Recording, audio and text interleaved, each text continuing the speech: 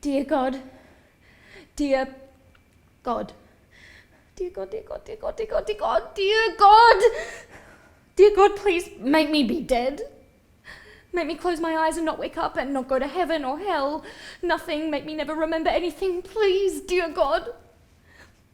Or make Mum fall down and hit her head and then wake up and be totally fine, except Mum doesn't remember the last 5 minutes, and she won't remember the last 5 minutes when she was out in the garden and looked through the window and I was still in bed.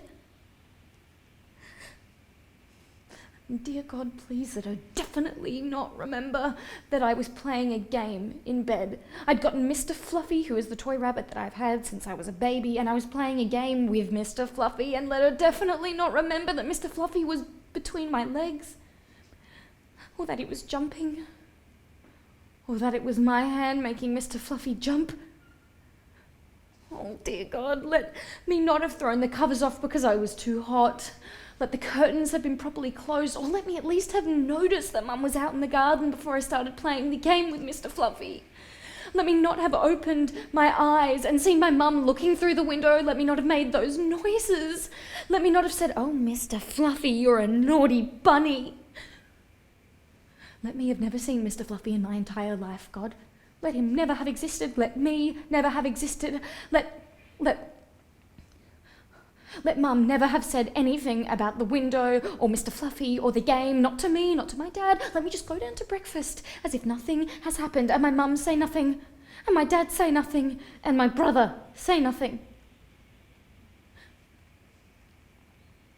And, God, if that thing that happened when I closed my eyes and I went, and I said, "Oh my God," but I wasn't praying. If that thing that happened that is supposed to happen, then please let it happen again sometime. But if you don't want me to play that game anymore, God, then just make my hands fall off now. If I'm not meant to do it again, make my hands fall off now.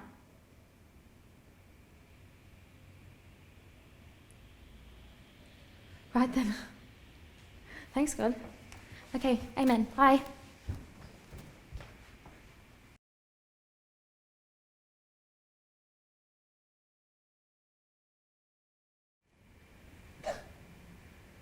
I'm a passionate man. Sensitive. I care a lot.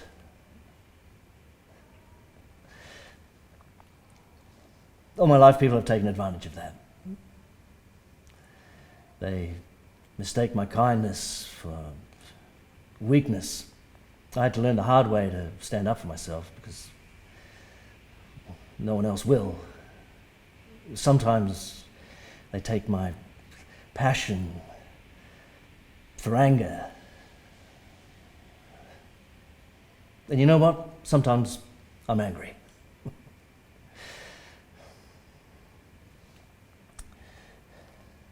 I thought she was different. I really did. But after a few years, she changed. She was taking so much advantage of me, I had to stop and stand up for myself.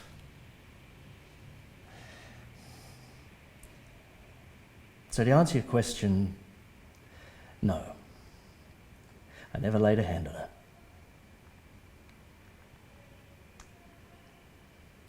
I did everything a husband should.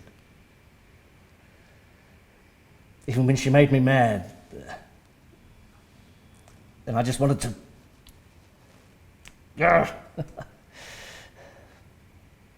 I never touched her. What's this? You can't just ask me to read something and not tell me what it is. You might be trying to incriminate me. Oh, she wrote this, did she? Okay. Let's see. When I was pregnant, he went away for work and locked me in the house. What the fuck? Okay. Okay, this is completely twisting the truth. See, I was doing fly in, fly out when I was up in Broken Hill for a while. And this was ages ago. I don't even know why she's bringing this up. After a few shifts, she starts saying that I should quit my job, find something in town. She told me she was missing me, which was quite nice, actually. And then bam, she threatens to have an affair. Then she laughs about it. See, she's written here, she was joking. But I was there. I remember how she said it. She's always trying to manipulate me like this. And so, of course, I got upset and she was acting strange until the day I had to leave.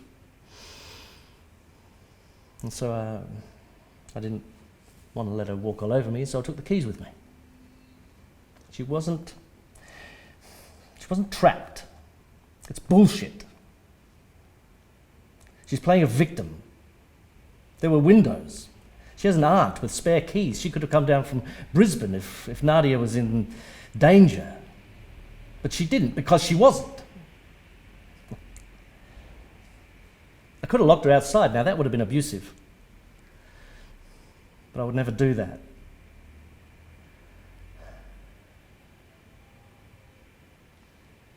This was 3 years ago. She still stayed with me. I don't know why she's bringing this up now.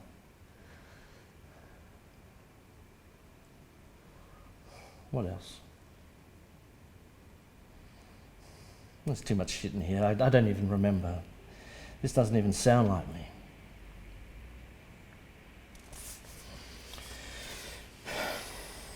Well, that's not true. She had so much power over me, she doesn't mention any of that in here. I gave her everything that was mine. She's over-analysing every time I touched her or hugged her. And our sex, the one good thing we had.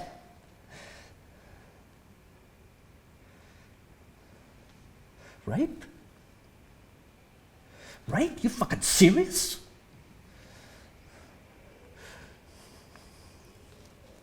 She knows I can't resist her. I love her so much. And she uses that? She's the only person who has the power to make me feel that kind of passion.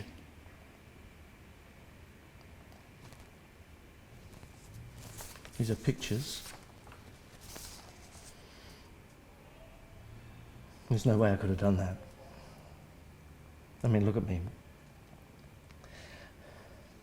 She's clumsy. She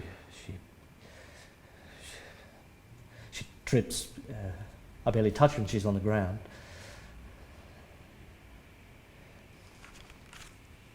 This isn't me. I'm not this monster.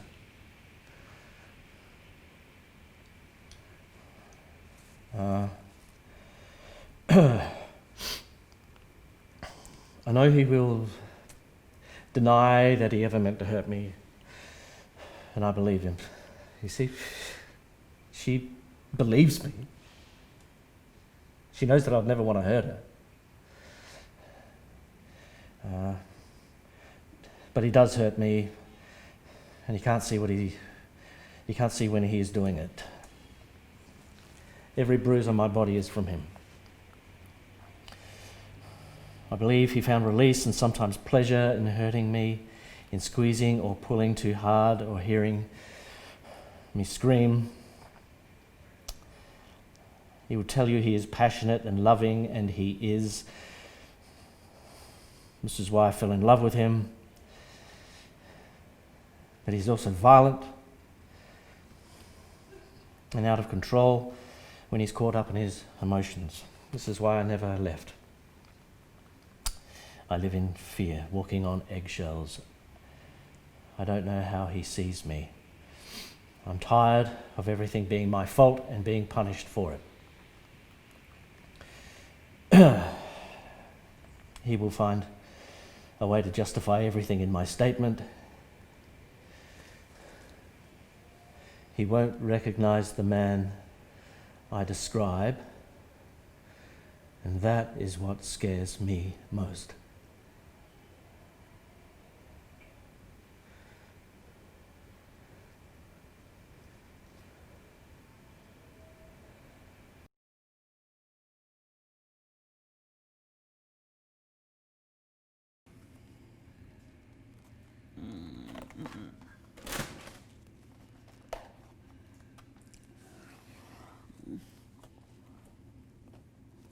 No, don't worry, I'm not gonna vomit. No, I don't feel sick. I just got flooded with deja vu. But like in my body. Can you get deja vu for a feeling? I'm getting this like sensory memory flashback thing. Like I've felt this before. I don't know. Something to do with my family or on a holiday.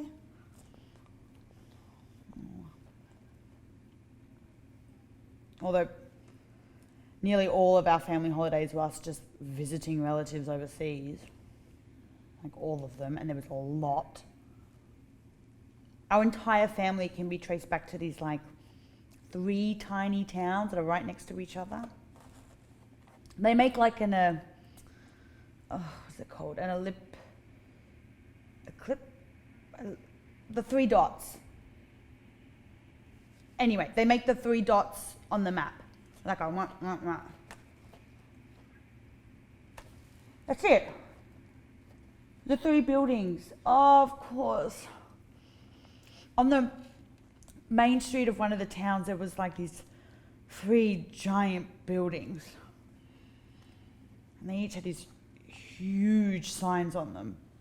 The first one has my boyfriend's surname on it. Yeah. That was the first one I noticed, actually. Classically cliched. And the next one had my brother's god family's surname. They are related to us, but I forget how. Anyway, and the third one had my surname, my name, in giant metal twisted shapes with rust appearing on them like a rash. Yep. That's it. That's the feeling. I was standing there, staring up in these buildings in their shadow, freezing, like they were gods, telling me my future, or like showing me my present using the past or something. It's kind of like that show with the historians and the celebrities, and they flick through a lot of books and then they realize they're all colonizers.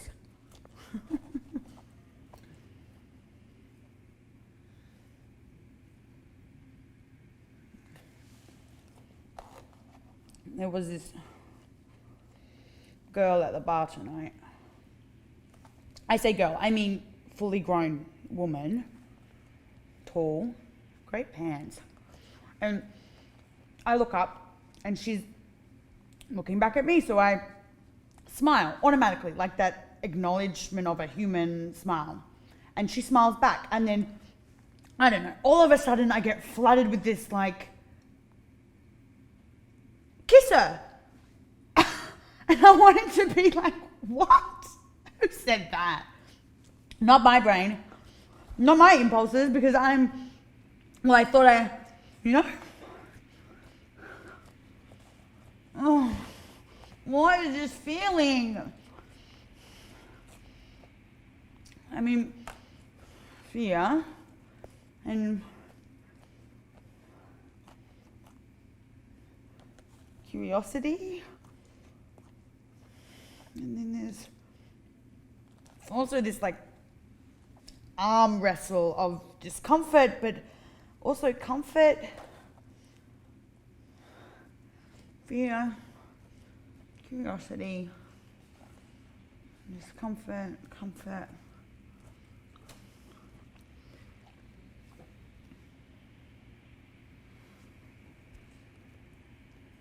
excitement.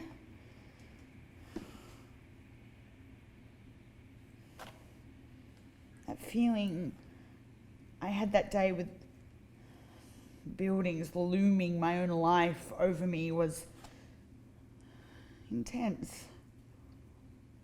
Those names were a part of me, a part of my life. You know, love, family, identity. But here they were having their own life on the other side of the world with all these little histories woven together, and I don't know, maybe a part of me was just relieved. There it was. Clear instructions on how to live my life.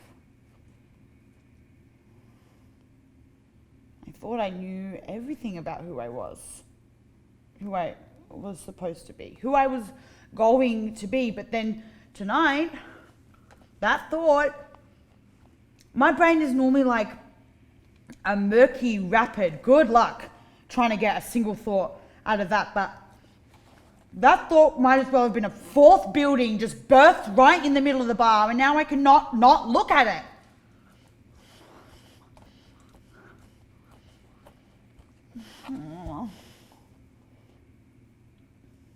This is gonna complicate things.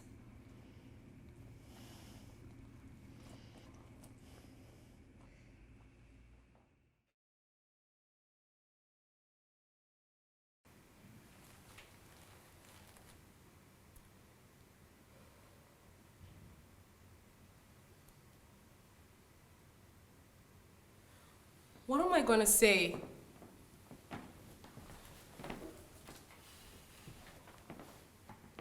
Dad warned me of 3 things before I came here. 1, don't forget where you came from. 2, the gays. 3, tornadoes in Townsville. Tornadoes in Townsville? Mental note, to check how far Adelaide is from Townsville. But the most important thing you need to remember, Always put God first. Now where? Maramisho linda kanisa ilikuwa lini? Wacha! They say I'm going there to achieve greatness. But that is greatness in their eyes, not mine. Napatu mpenzi wangu je, hawezi afford fees. Alisema tukufanya harambe 10, hawezi make.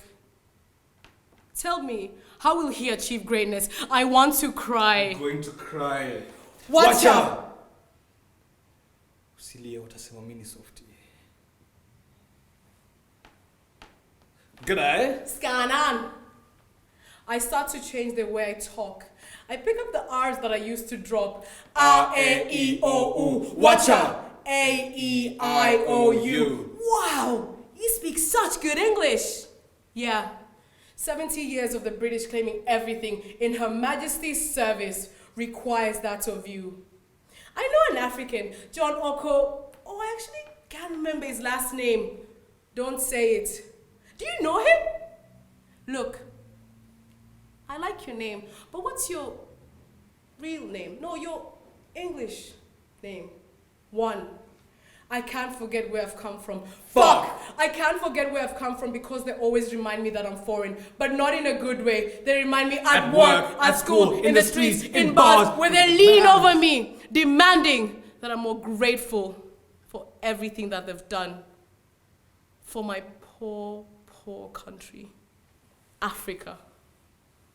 And sometimes I fight. Sometimes I walk away tired and try and enjoy the little things in life. Like jumping in an inflatable pool in the middle of the city at 3 a.m. with someone I love, whoever that is. And that there are no tornadoes in Townsville, which I checked is 27,000 kilometers away from Adelaide. Vipi madam? Niaje msee? Siku hizi umenona, unakula nini huko? Kwanza si wewe ucheze kama wewe unipe kitu imepanda ndege. Ati hauna unanuka nyama lakini unanilisha mboga. My black tax is overdue. I start to bargain with them. Wacha! I start to bargain with them. Si vako. We, nani usema vako siku hizi? Shengi imesonga, wewe umezoea tu Her Majesty's English. Tangu lini imekuwa mlami, kizungu imepanda bei. Na Steve wako aje? Huyo sijamuona. Yeye, Cheru, Zawadi, Pato, wote wamezidi. Ni mimi tu nimebaki huku mtaani. Lakini Pato, nisikia anapiganga demu wake.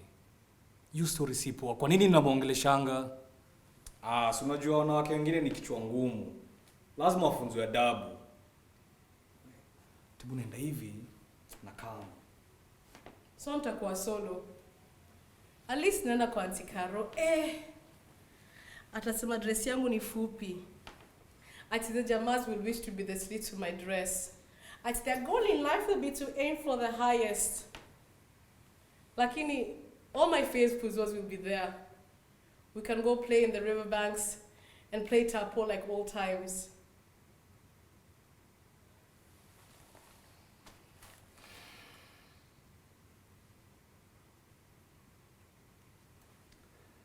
Niaje? Nilisikia unaenda Australia kesho. Watu walisema nitakupa advice. Okay, sawa.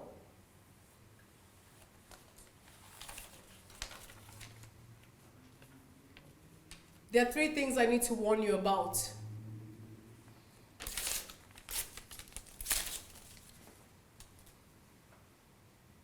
1, don't forget where you came from. 2, don't let them break you. I promise they'll try. 3, typhoons in Townsville. But the most important thing you need to remember, don't forget where you came from. I was only there to have a mole zapped off, that's all. The GP didn't like the look of it. But the doctor, the bloody doctor at the clinic, had the gall to ask if they should fix my wrinkles while they were at it. She didn't use the word wrinkles, of course. What did she call them? It was ridiculous. Sounded like riptides or something. Ritides, that's it. What on earth are ritides? I asked the doctor. Are they contagious? Should I be worried? And then she politely explained that it was the preferred medical term for lines and furrows on the skin. It took a while for me to fully comprehend what she was asking. But then I did, and I froze. I went silent, which of course she took to mean that I wanted more information. Would I like a brochure with a full range of treatments, she asked. Treatments? Like medicine for a disease? No, I said. I would not like to see your brochure. I've earned every one of these ritides on my face. They are a visual record of my personal history, and I do not wish to have them erased, thank you very much. You may see wrinkles, I said, and ugliness, and age, but I see evidence of life, my life, and I wouldn't change it for the world. These frown lines, these furrows between my brows, they're from years of sleep deprivation from caring for my children, who were terrible sleepers, each and every one of them, through the night. They were just creases at first, but then as the kids grew bigger, the lines dug deeper, from years of burning the midnight oil to meet deadline after deadline after deadline, writing stories that I am proud of, whose words will live on much longer than when I'm gone. Would I trade my children for smoother skin? Switch my legacy for a youthful glow? No, I would not. Nor, for that matter, do I wish to fill the cracks around my eyes or the canyons carved by years and a lifetime of smiles deep into my cheeks. Lopsided, you'll notice. one side deeper than the other, because when I'm being naughty, when I flirt, for instance, I only smile with one side of my face. Does this evidence make my left side sick and in need of treatment? Or does it serve to remind me when I'm brushing my teeth, when I catch my reflection in a window walking by, that through all those years with Bill, we never stopped flirting? Granted, there may also be lines that were etched in worry from the last weeks and months towards the end, the deepest of which became cracks of grief, which reach far deeper than my skin. But these wrinkles of sadness sit side by side with the wrinkles of love and joy. They couldn't exist without each other, and my face would tell no story without them. I worry for your story, I said to the doctor. I worry for what it does or doesn't say about what you have or haven't done, and that you are so desperately afraid to have it written on your face. We're not here forever, I told her. Our wrinkles are gone soon enough when we're dead. The best we can ask for is a face with a story well told.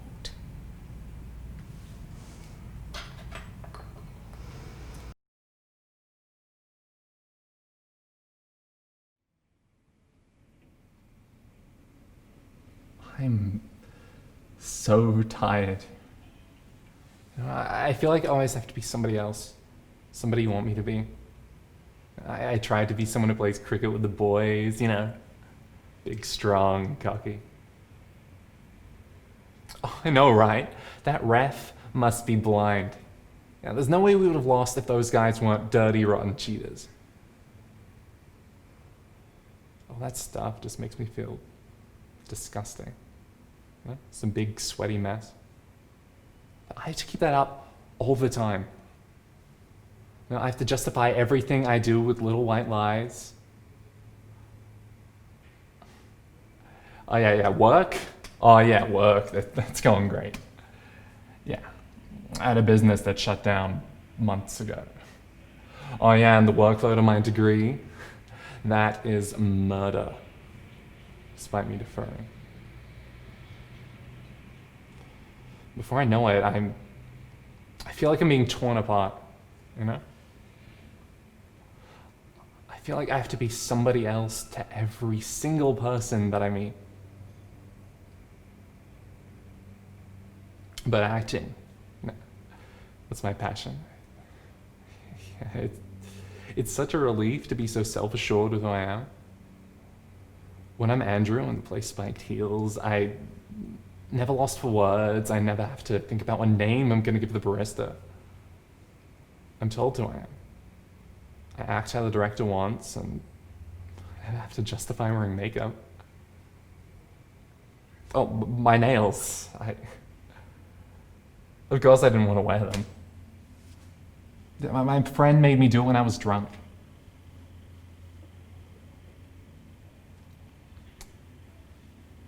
It's hard to get out of bed some days. I'm just so terrified that I'll be caught out. That everybody's gonna hate me when I don't even know who I am. I'm stretched so thin that I can't make any sense of it. Am I a guy, a girl? Neither. Am I allowed to like silly action movies or dumb musicals without having to call them silly or dumb? Am I allowed to dress with what I think looks pretty? No. No, I'm not. I don't need your permission to be a person. It's not up to you. If you don't want me, That's not my fault. It's not my fault. It's not just a phase everyone goes through. It's who I am. I'd still love to have you in my life.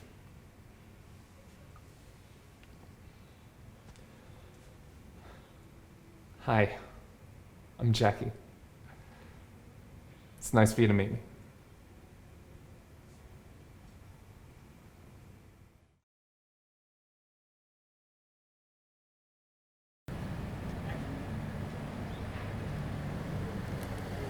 Did you know that I had no idea what I was until I met you?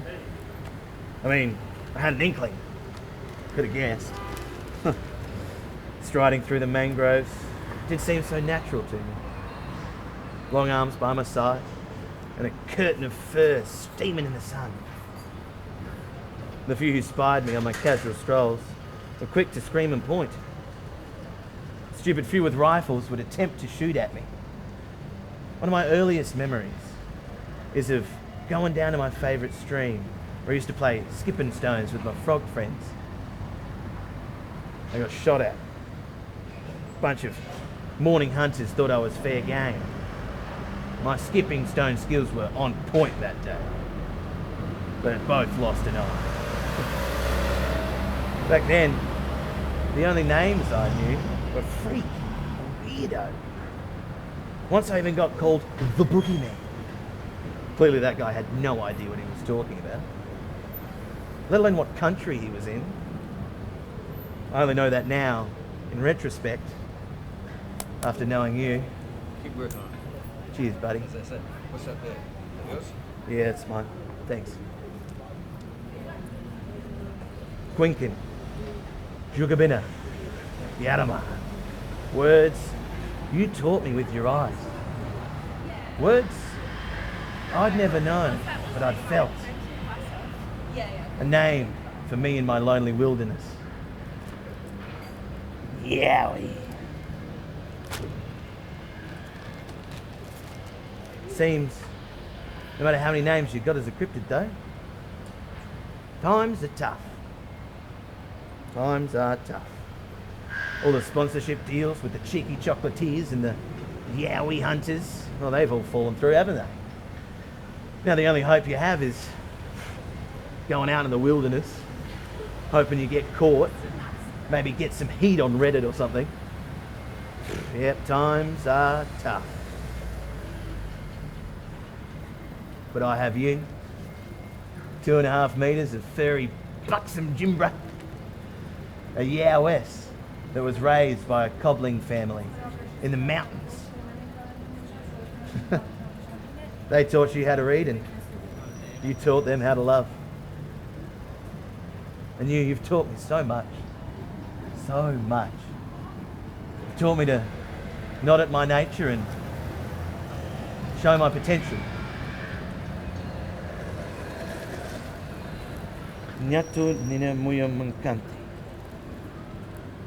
I love you, gorgeous Yowie. I love you so much that I reckon we should move to Ghana Plains and start a family. My body can't deal with this humidity anymore. Plus, I hear their economy's coming back. And camping's back in. You know what that means. It's time to show them humans what us Yowies are about.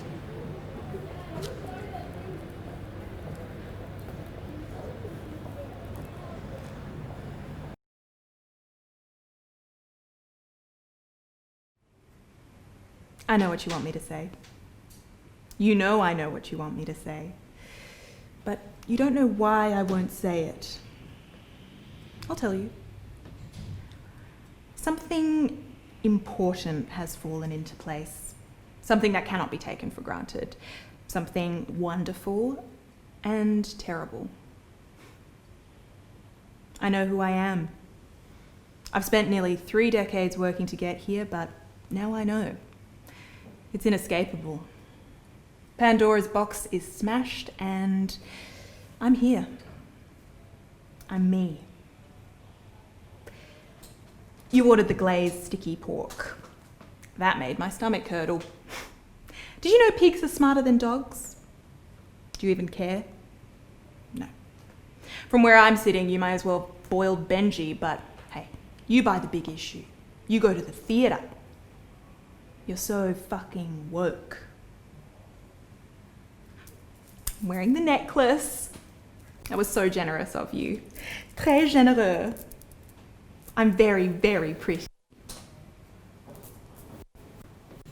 But I'm still not yours. You were rude to the waiter just now, casually withering, like he was worthless, the lesser man. I'm not even sure you noticed you did that. Cruelty is second nature to you. Well, not cruelty. That would require some measure of self-awareness.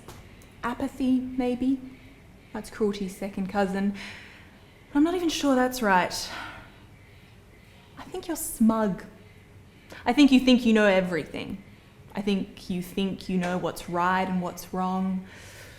And you know it so well. You wear it so proudly. It never occurs to you to think again. You say all the socially acceptable phrases, all the ones prescribed to you. You talk about empathy, yet here you are with viscera on your chin. You talk about justice, but you saw an opportunity to look down on someone and you didn't just take it, you got off on it. You fucked that waiter. You tore him a new one and then you fucked him again. And tomorrow you'll tweet about our negligent government. You'll whinny about how outraged you are and a few hundred strangers will lap it up like treacle. All the flattering, all the buttering, all the confected integrity.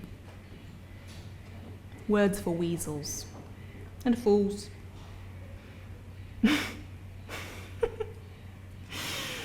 Cupcake. Your entire world is petty and daft. I won't live in it. I am mine and mine alone. I wouldn't spit on you if your pubes were on fire. I'd light another match. I'd napalm you. So no, I won't say what you want me to say. I won't give myself to you this evening. Love is a bear trap. It's a blind alley. Love stinks like... I brought the red from home. Remember our weekend in the Barossa together? When you were sodomizing your secretary? Remember that, darling? I found myself a nice cherry wine with enticing piquancy and forest floor aromas. It's heavy enough to mask other scents, other tastes. A hint of almond, perhaps. I know exactly who I am. Pity you didn't figure it out before me. I'll get the check.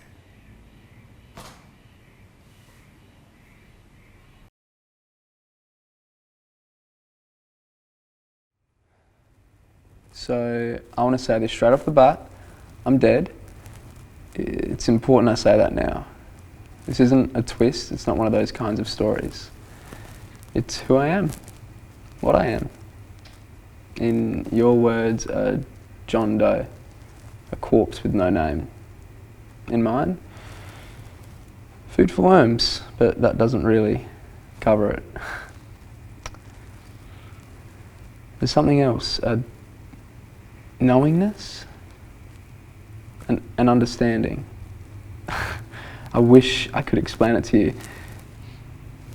Here, where I am, words there, like trying to use a rusty spanner to build the opera house, like trying to nail jam to the wall. It's not that they fail as such, it's more that they aren't fit for purpose. All one big misunderstanding. Ain't that the truth? You're probably wondering how I got here. Does it matter? This is a party everybody's got a standing invitation to, by plane, train or automobile. It's all the same to... Thought I was going to say him for a second, didn't you? Well, sorry to disappoint you, but guess you've got all that to look forward to, hey? You ever read about a John or Jane Doe in the paper? Seen something on the news? We're always sad stories. The saddest. It's not until I got here that I asked myself why. Why are we more sad? To die alone and unclaimed is to die unmourned. Maybe that sounds sad to you, but think about it. Nobody grieved for me. The world turned and nobody was worse off for me not being in it. And you know who pays? The state. I'd say that's some pretty good news right there, wouldn't you? You assume we were lonely in life. Some of us must have been. Drunks, drifters, people running from Christ knows what situations, or themselves. You know what? I had my people in a way. I definitely had my books, and I had my dog. And let me tell you, there is no truth more eternal than that a man can't be lonely with a dog. I'd say I miss a little guy, but you don't really miss anything here. Except for maybe cheese.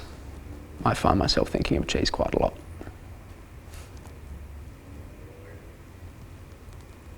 A few years ago, they'd just cremate people like me, and that was that.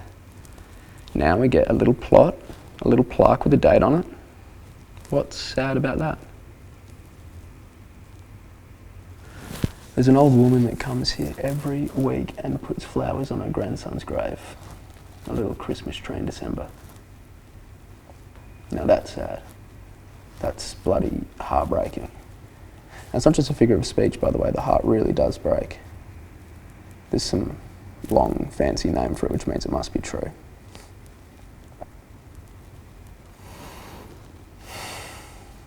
You realise a lot you didn't before when you get here. It's not like you look down on yourself, not like one of those out-of-body experiences you hear about. It's more like everything has sunk in. Finally, it's all sunk in, and there are gaps, sure, but they don't scare you anymore. I'd say you can see it all like being on the top of a hill in the village, but it's not like that. I could tell you things about my body that I did not know before I was dead, but you probably don't want to hear about that. You probably don't want to hear about any of this.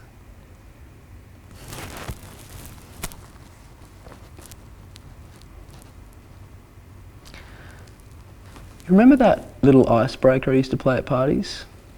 I know you do. I'd tell people they were sitting in front of a TV, and if they turned it on, they'd see their future. Who they were with, what they were doing and where, whether they'd see anything at all. I'd ask them if they'd turn it on or not, and most people said not. They'd rather not know. You weren't one of those people. You said yes, that you would watch, which made me like you even more, if that was possible. And so you're watching it, I guess. This is your future. Or at least it would be if you could actually see me, which you can't. Don't worry, this isn't the twist. There is no twist, like I said. This isn't one of those kinds of stories. I know where you are, of course. What you're doing, more or less. I know how I felt about you then, how I feel about you now.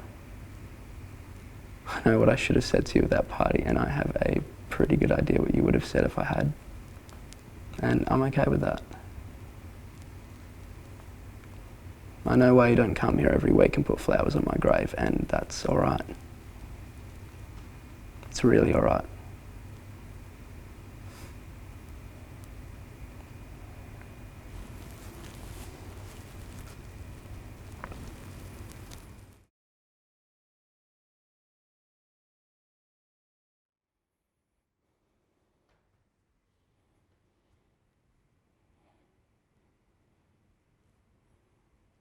Three names I've had since I was born.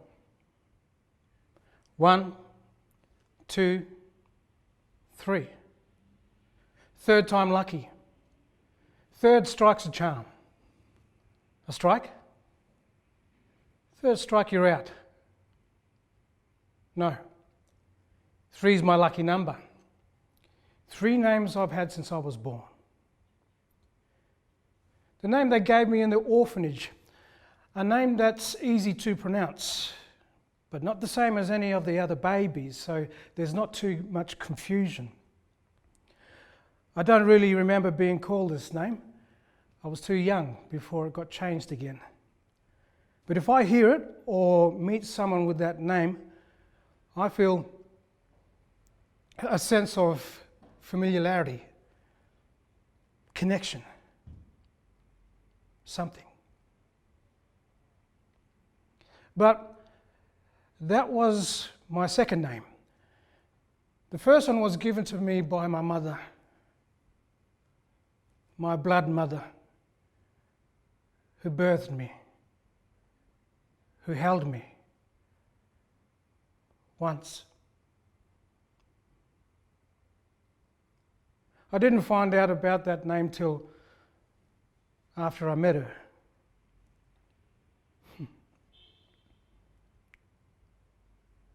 So, my third name, the one you all know me as, that's the name I grew up with, the name on my resume, my CV, biography, job searcher ID, sender linking, mother loving, Aboriginal identifying, license bearing, Medicare sharing, library fucking borrowing card. You know my name, my number, my address, my postcode. You know all the things about me from my name, my identifier. Yet you know nothing of knowing me. Because that's not me. That's just a name that's been given that I'll answer to. I'm bigger than my name. I'm huge beyond words, beyond magnificent, yet seen through your white lens as insignificant, less than, unless you want something. You call my name, use me as a prop, a token, a punching bag, an open cut mine, a healer, a sage, an excuse. Yet, I'm bigger than my names. There's a depth in me you'll never see, never have access to, and I never want you to. They fought and died for me to be here. Lives sacrificed and lost. Their names are no longer spoken, yet they follow me in the night sky, shining as bright and vibrant as any atom. I am beyond my name. I am the manifestation of the blood, survival, laughter, joy, and memories passed down through my DNA. I am the memory of trauma and resilience and power and dreaming that runs through my veins. You can try and silence me, condescend me, kill me, but I am the manifestation of all the sacrifices and blood spilt from my ancestors.